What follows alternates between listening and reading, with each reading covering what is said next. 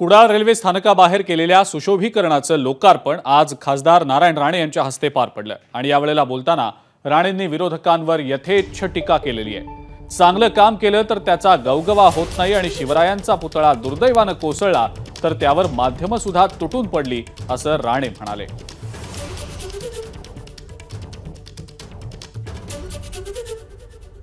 केलेल्या कामाचं कौतुक नाही, पुतळा मालवणला उभारला, सर्वांनी त्याचं उद्घाटन केलं, एवढं वृत्तपत्र चॅनेलला कौतुक झालं नव्हतं, त्या पडल्यावर तेवढी टीका झाली। पडल्या हा आपला स्वभाव बदलणारच की नाही, करावं तर करू नये, केलं तरी शिवाय, नाही केलं तरी शिवाय।